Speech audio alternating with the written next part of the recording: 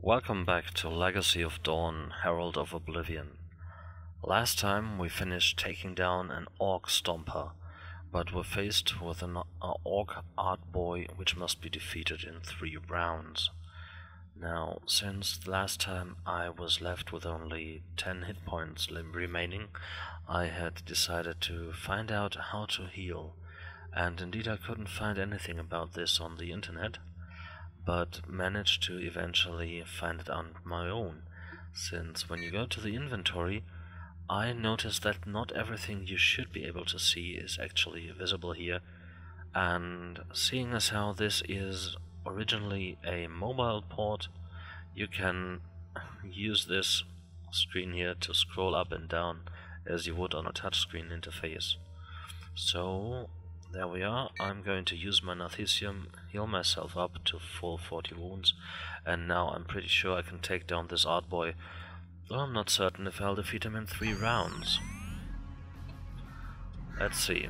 We're going in for the bolter and miss him completely. Crit him with the second one, so he has 6 wounds left, which is great because now I can advance on him and do a melee attack with my lightning claws, and I should be able, if I hit him just one more time, to guarantee a 100% chance to deal 9 wounds next time. So I win. For Dorn, the fight is over. You reach the way out of the Titan hangar as the Stomper's power core goes critical. You hear the detonation of its fission reactor and then nothing else as the furious roar of the massive explosion subsumes everything else. Not daring to look back even for a nanosecond, you keep running, the auto sensors on your helm alerting you to the approaching firestorm with klaxon screams. The passageway you're running down narrows as you near the sealed bulkhead door at its end, and then mercifully the door's machine spirit awakens. With a hiss of compressed gas and the accompanying echoing clang of steel, the door opens. You throw yourself through, slamming a palm on the closing mechanism on the other side before the roiling flame catches up with you. You have done it. Through your actions, the orc stomper has been destroyed and the orc host along with it. You gain 3 purity. Did you manage to eradicate patches of orcoid fungus you encountered upon first entering the Mechanicus Ark? No, I did not eradicate the fungus. As you make your way back towards the entrance of the Mechanicus vessel, a number of returns ping on your auspex. At first, through your HUD, they look like nothing more than fleeting shadows moving in the preternatural gloom, but then one hops into view. Little more than a huge mouth crammed with blunt ivory tusks, the squig that has a rapacious appetite and a belligerence to match, as do the other 5 that are now moving towards you. Even though you're fully armored, the squigs still seem to believe they can make a meal out of you, and with teeth hard enough to bite through steel plate, they might just be right. 6 squigs. Okay, let's try and keep this at range. Of course. The legendary Astartes accuracy, not hitting a squiggeth at 3 paces. A squig, not a squiggeth. That would be bad. Okay, let's stay on the rightmost one and give him some bolter fire. Okay, so they only have 4 wounds, which is great, but still, they are rapidly approaching and they are quite dangerous in close combat, or so I hear. Let's hope I can take another one down before... Ah, there we are. Can I maybe do another one before they reach me? Because while I will deal with them in close quarters combat like any Astartes would, I'm not really looking forward to it, truth be told. Okay, so I am in lightning claw range already, even though they can't attack me yet, and I'm going to make full use of this.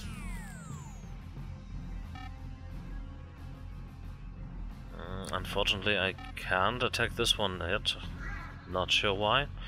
I'm just going to focus up, and... okay, I should have attacked again. They were not actually in range yet. Doesn't matter. Switch over to my lightning claws and do my thing. Missed 3 times. Very good. That's just like an Astartes. When faced with very stupid, very slow-moving targets, they can just not hit them. That is the way of the Imperial Fists, or so I hear from orcs. Still 2 damage, not too worrying. There's only one of them left. And I've won, handily. There is nothing else to be done here. Brother Kale may be dead and gone, but there may yet be survivors of Squad Scipio out there, lost somewhere within the Xenos haunted depths of the Herald of Oblivion. Further explore the Herald of Oblivion. You now know the fate of Apothecary Ordis, as well as what befell Brother Kale, but which of your brothers within Squad Scipio will you go in search of now? Double-checking the readings you received from your auspex, pinpointing your battle brothers' locations within the Hulk, you see that there is still no indication of Sergeant Valerius' presence aboard the Herald of Oblivion. I'm gonna go search for Epistolary Radamus. Getting a fix on the librarian's position, you set off once again. A noise from up ahead and 3 hard returns on your auspex have you going for your war gear. Heading towards you along a tunnel formed on one side from the hull of the trapped Mechanicus ship and on the other by a scar in the side of a piece of planetary debris is an Orc patrol. You had thought you had wiped them all out. No matter, you soon will have. Just as you are priming your weapon, in a sudden shock of speed, a ravening creature appears from a rift, half hidden in shadow in the rock wall. It proceeds to both decapitate and disembowel one of the greenskins, using 2 pairs of scything, chitinous claws. It then bites the head of another before disappearing back into its burrows, the 3rd hapless orc skewered on the end of a razor-sharp talon. You only get the briefest glimpse of the creature, but it is enough for your hypnobank memory is to allow you to identify its genus and species. The creature that attacked the orcs with such sudden ravagery was a Ravener, one of the myriad soldier organisms of the intergalactic entity known as the Tyranid race. Your hearts race as adrenaline floods your body, ready for the battle that is surely to come any moment now. The genestealers you encountered upon first arriving aboard the Herald of Oblivion clearly aren't the only tyrannoforms here. But where the genestealers were the color of purple intestines and white bone, the Ravener's hide had a ruddy hue. Could it be that the creatures originated from different hive fleets? Cautiously you approach the hole from where the Tyranid launched its ambush. Shining your searchlight into the hole, you see that the walls of the rock glisten blackly, but of the Ravener and its victim there are no signs. I'm going to follow the Ravener into the tunnel, because what Astartes would not risk battling the monster in its lair. The Ravener species of Tyranid are large, snake-like monstrosities that writhe across battlefields, demonstrating frightening speed, while their terribly sharp talons make mincemeat of their enemies. They are also more than twice as long as Space Marines as tall, so the tunnel was big enough to let the Ravener through. Even clad in full tactical dreadnought armor, you should still be able to negotiate its burrow with relative ease. The further you proceed along the tunnel, the more the surface of the rock appears to ooze and glisten, until you realize that you aren't moving through a rift in the rock at all, but something more like an open wound. You emerge at last inside a chamber that moves with something akin to intercostal muscular spasms. What you at first took to be the rocky exterior of a trapped asteroid was the shell of some unimaginably huge Tyranid bioship. Begin making my way through the bioship.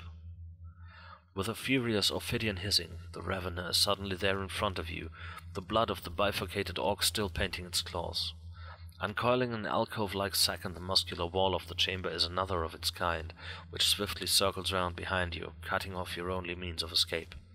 You have no choice but to meet the Ravener's combined assault. Okay, and in close combat, this is bad. Right, focus and attack. Okay. 2 wounds. 4 wounds. Great, I'm so happy I'm fighting 2 Raveners in close combat.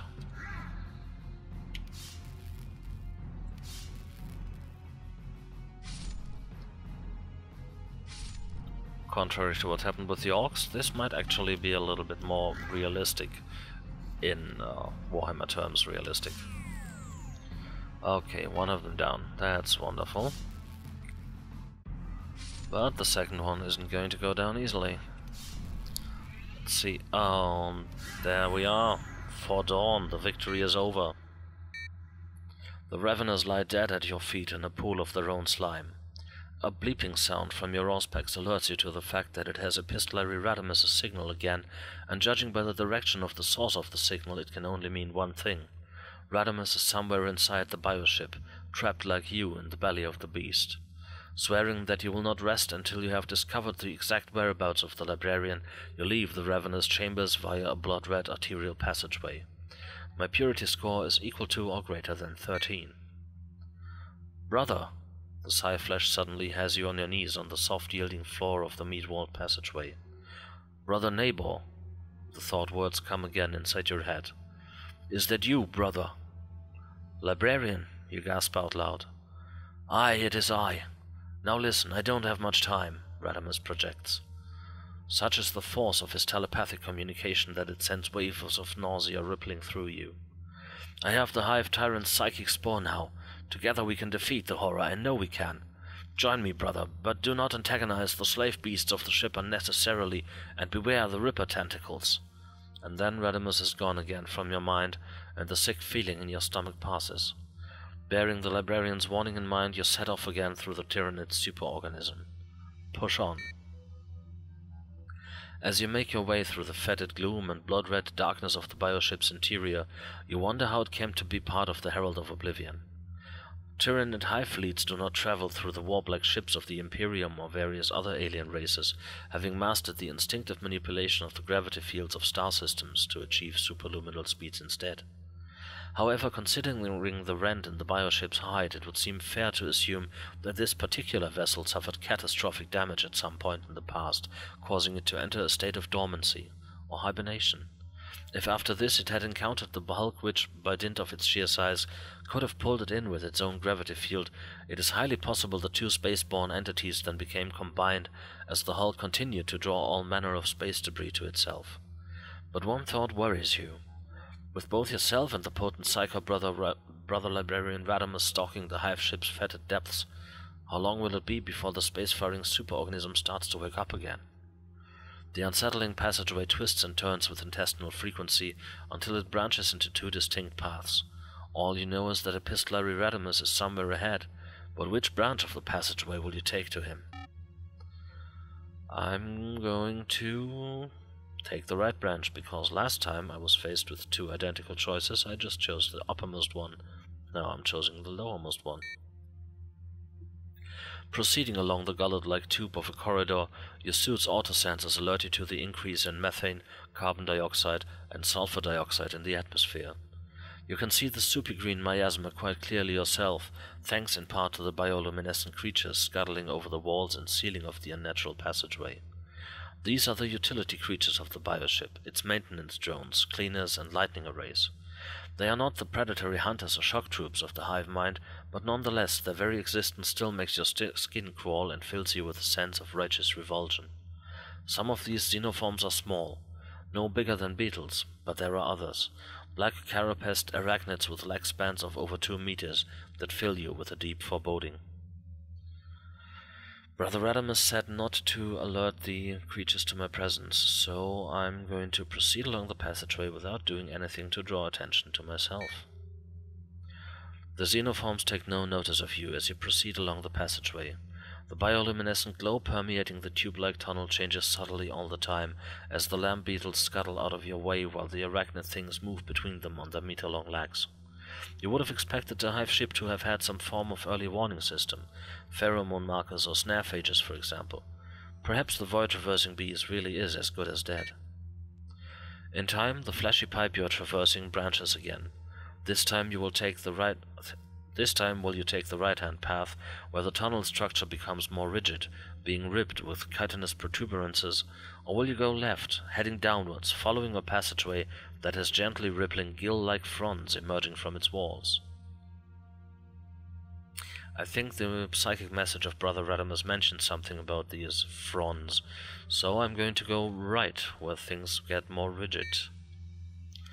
As you proceed along the more rigid tunnel pipe, you hear the echoes of distant chittering voices. Your own enhanced hearing, coupled with the autosensors of your helm, amplifies them, helping you determine that they are coming to you from somewhere up ahead. It is not long before the tunnel opens into a large rib-vaulted chamber, the walls of which are thick with lamp beetles, the arachnoforms moving between them, reminding you of herdsmen tending their flocks on your homeworld, now 100 light-years distance. But they do not react to your presence. On the far side of the chamber is the opening to another tube, formed of cartilaginous rings and exposed muscle, that leads almost straight down, deeper into the guts of this impossible beast. The chittering sounds are louder here. Enter this new tunnel and descend further into the belly of the beast. Climbing down the pipe using the rings of cartilage to aid you in your descent, no mean feat in a full suit of tactical dreadnought armor, you emerge in a flashy corridor which lacks the lamp beetles you have seen elsewhere, but which is filled with a profusion of thorny protuberances that looks like sea urchin spines. My purity score is equal to or greater than 9. Something at the periphery of your conscious mind, a warning from the Emperor himself perhaps, alerts you to the fact that you are being watched. Arming yourself, you spin around just in time, as that which was hidden, but which is now revealed to your appalled gaze, moves to attack.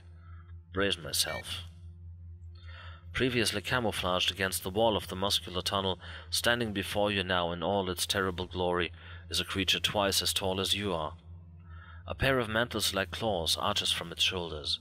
It is also armed with another pair of lethally taloned forelimbs, and a mouth festooned with writhing feather tendrils that make it look like the creature has a mouthful of wriggling annelids. So still was the creature that even your auspex failed to detect its presence. The chameleonic lictor stalks towards you, moving in for the kill, its reinforced chitin armor and rending claws making it a deadly adversary indeed. Fight. Okie doke. Against the lictor. That's gonna be fun. At least I did hit him. But unfortunately my Rage of Dorn meter isn't very full at the moment. I'm going to focus up, fire, and tactically withdraw. And he can crit me even from there. Okay, that's 1, 2, 3 paces away. And he can crit me. Great. Let's switch to my lightning claws then. And attack. Which only glances. Okay, let's withdraw again. Maybe 4 paces away is good enough. Apparently it is, because he just advanced on me.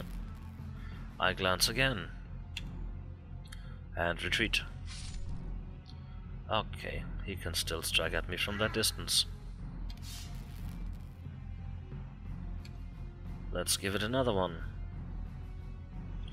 Lictor advances, okay. Focus, attack, and withdraw. You take a step back and realize there is nowhere else to retreat to. You are cornered. Stand and fight. Okie doke, that's what we're doing then. Attack again. Okay. First time I didn't focus, and first time I did damage. I might be taking this personal. Okay. Focus, attack, and the fight is over. Well done. Victory. You may have defeated the lictor, but you know that you are not out of danger yet. Hunting lictors give off a pheromone which sets other tyranids nearby onto its prey. It would be wise not to hang around here any longer, so you set off on your way, exiting the tunnel and entering a large cathedral-like space. The chamber floor is pockmarked with paw-like creatures and pits of what look like bubbling tar. They are in fact the bioship's rendering pits. Weapons at the ready, you cautiously make your way between the pools of primordial slurry. Cross the gristly platforms of cartilaginous matter. Suddenly your auspex chimes, having picked up Brother Radimus's signal again on the far side of the rendering chamber. You pause for a moment as you focus your thoughts. Perhaps if you concentrate hard enough, you might be able to spy your consciousness through the fetid haze of the hive mind with his psychosight and know that you are on your way. Only Radimus's signal isn't alone for long. Soon the built-in proximity alert begins to sound, and multiple returns paint the scope with glowing green runes. Since entering the Tyranid hive ship, how many of the following organisms have you encountered? 1 organism, 2 or 3 organisms, 3 or more denizens of the hive ship. 2 or 3 it is. Your intrusion into the Hive ship has not gone unnoticed. As you make your way across the chamber, following Brother Radamus' signal, a brood of agile six-limbed creatures dart towards you between the rendering pits. Each of the aliens clutches a weapon organism and open fire while they are still on some way away. The enemy has first strike. Defend yourself against the termagants.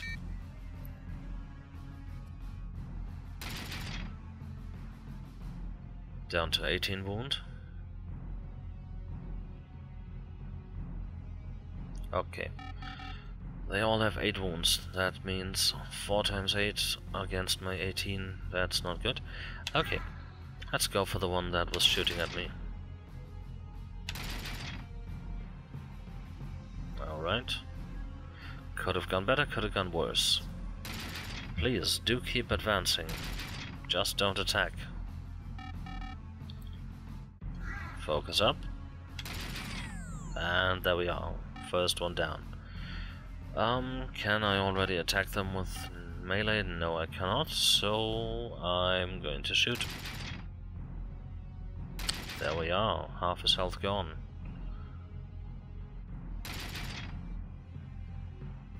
Okay, let's keep going for the one I damaged earlier, because if I can get another shot in, and if it crits, he's going to die. There we are. Dead. This one is close, so I'm going to go for that one. But it only glances.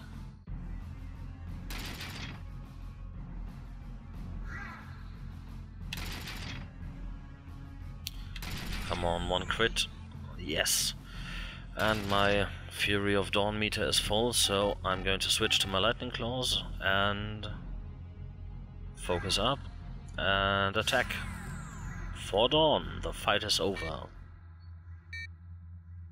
Even though you have dealt with the bioship's first wave of defense organisms, you suspect that more will be on their way soon. Quickening your steps, you reach the far side of the rib-vaulted body cavity and pass through the cartilaginous archway on the other side. And that's when it hits you. It's like a wave of palpable panic-inducing terror that gnaws at your mind and your sanity with the sheer, overwhelming horror of it all. After all, you are creeping through the guts of some vast space-faring organisms that is only a minuscule part of an unimaginably vast intergalactic entity possessed of an appetite so insatiable even the millions of star systems contained within the galaxy are not enough to satisfy its ravenous hunger. My purity score is equal to or greater than 7. Some malign entity nearby is projecting an aura of dread that gnaws at the edges of your sanity, scratching at the back of your mind, bringing your darkest fears and phobias to the surface. For whatever the Codex Astartes might say, there are things that even a Space Marine fears, such as, in your case, not being able to complete your mission, or failing to fulfill your duty to your fellow Imperial Fists. However, as a battle brother of the First Company, you know to use those anxieties, how to turn them back upon themselves, letting them fuel your righteous anger and retributive fury so that you might better punish the enemies of mankind. The Emperor protects! Your declaration echoes from the bony walls of the rendering vault, and hearing your words echoed back to you, you feel your faith revitalize you. You shall not fail your Primarch, or him enthroned upon earth, no matter what obstacle the hive mind might set before you. You gain 1 purity. Proceed onwards. Epistolary Radamus. Find Librarian Radamus. Beyond the bony archway you find yourself in a much smaller space. The walls of this organ chamber are made of pulsing black flesh edged with a spider's web of what looks like pulsating blood vessels. But the appearance of the chamber itself is not what grabs your attention as you enter. The monster must be at least 6 meters tall, the bony protrusions on its back reaching even higher than that. It stands on 2 enormous armored trunk-like legs that end in both hooves and claws.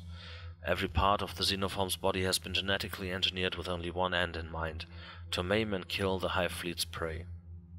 The plates of obsidian purple chitin that cover the ivory flesh beneath are studded with razor-sharp barbs. In one of its 4-taloned hands it holds a bone sword that crackles with neural energy, and in another it clutches the body of Brother Librarian Radamus. Epistolary! You cannot help yourself. The shock of seeing the librarian like this, snared in the claws of the monster, is too much for you. The hive tyrant turns its needling stare onto you, and in the same moment you feel its alien consciousness probe your mind's defenses, like talons scraping the inside of your skull. There is a sinister, self-aware intelligence at work behind those glassy, shark-black eyes. "Brother neighbor," the librarian gasps, "stay back!" Unconsciously you tighten your grip on the weapon in your hand. Radamus's own war gear, his force hammer and storm shield, lies not far from you amidst the vicious phlegm-like slime covering the spongy floor. But epistolary you begin, taking a step towards the monstrous tyrannid and its captive.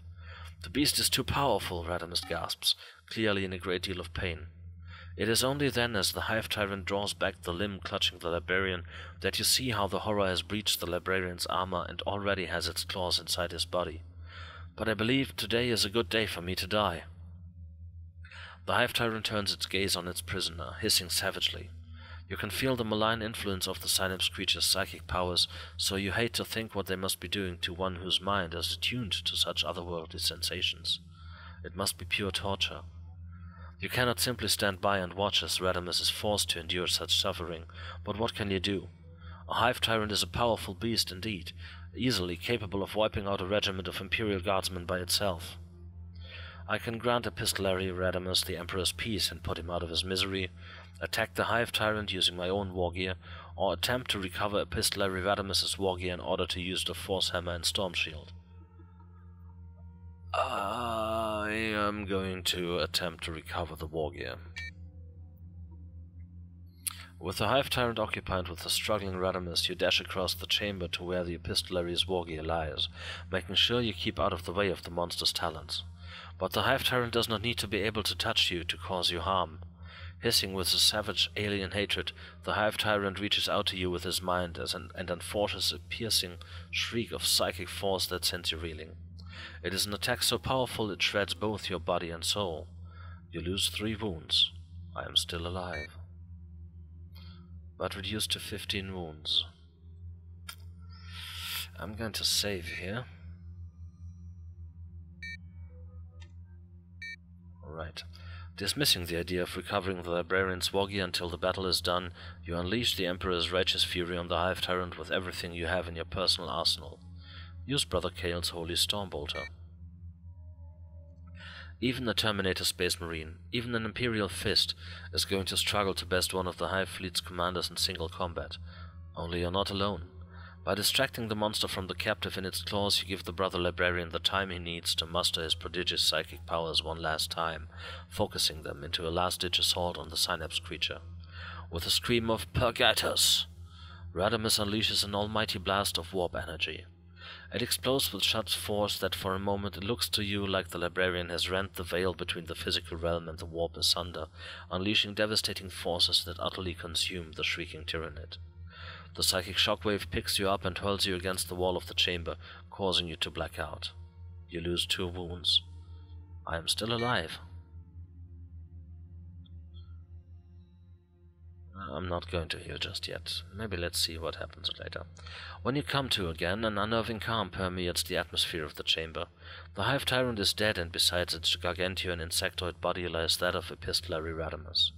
Medicae sensors built into your borrowed Narthesium scan his life signs and tell you what you already know, that the Librarian is beyond saving. The older Space Marine's eyes flicker open then. "Brother neighbor," he says with a smile, "I knew that we could deal with this horror together." He coughs, and his eyes half close for a moment.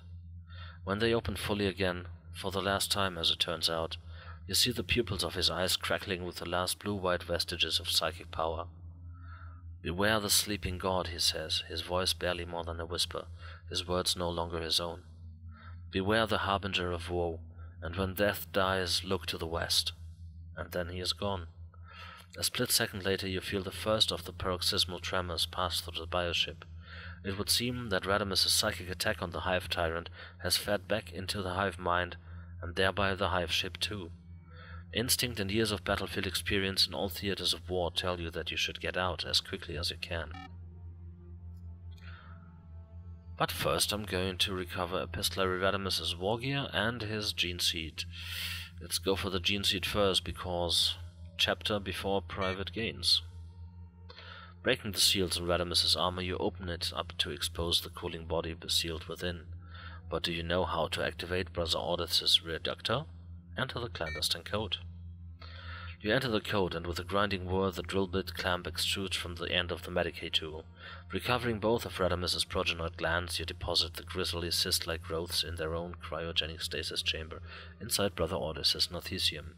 You gain 2 purity. As the hive mind seems to be awakening, it is imperative that you don't linger here any longer than you need to. Get out of this stinking ship. Did you encounter a lictor on your journey through the dormant hive ship? Yes, I destroyed that disgusting Tyranid. Retracing the route you took through the bioship, your eidetic memory implants enabling you to remember every twist and turn of the superorganism's labyrinthine intestines, you soon find yourself at the rent in the creature's side by which you first entered its body. You cast a prayer of thanks to the Emperor and your Primarch for watching over you whilst you were inside the hive ship. Get clear of the stinking viscera of the alien monstrosity. You are trudging through the empty storage tanks of an old Prometheum transporter when the vessel is rocked by a shuddering collision that has all the force of a planetary seismic event. At first you think it must be a Hulk quake, not uncommon aboard the larger derelicts as gravitational forces and warp fatigue take their toll, but then it's with a scream of tortured metal the hull of the tanker tears open, and the jagged prow of a void raven breaches the storage tank. The sudden explosion of sparks ignites the hydrocarbon residue within. In the next second the fires are snuffed out just as quickly as the flames are sucked out into the airless void on the other side of the hull. As the atmosphere bleeds out into space, so the scream of the Dark Elder vessel's demise subsides into silence.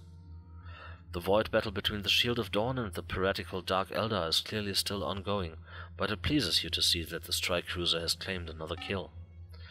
As the Void Raven's engines detonate, the hole in the Prometheum tanker is blasted even wider, the burning wreckage of the Dark Elder ship being the next thing to be pulled back out into the void as the last of the atmosphere is sucked from the hold. And the same forces that abhor a vacuum are working on you now, as everything that isn't bolted down is dragged towards the ragged rift. Use my lightning claw to grab hold of something. Your armored fist closes around the rim of an oily steel bulkhead as you hang on for dear life, reciting the chant of holy contrition over and over again. As the pressures on your body ease, you are able to haul yourself over to the nearest bulkhead hatch. Punching the door release, you breathe a prayer of thanks to the Primarch as it grinds open. Fighting the torrent of atmosphere being sucked from the space beyond, you make it through the portal and slam your hand down on the closing mechanism. It shuts with a hollow clang, leaving you lying on the floor of an access tunnel, recovering your own breath for a few moments. Continue my way through the Hulk. You decide to waste no further time and continue your search. And I think this is the end of this episode. I'm just going to save here. Alright, and then I'm going to see you next time.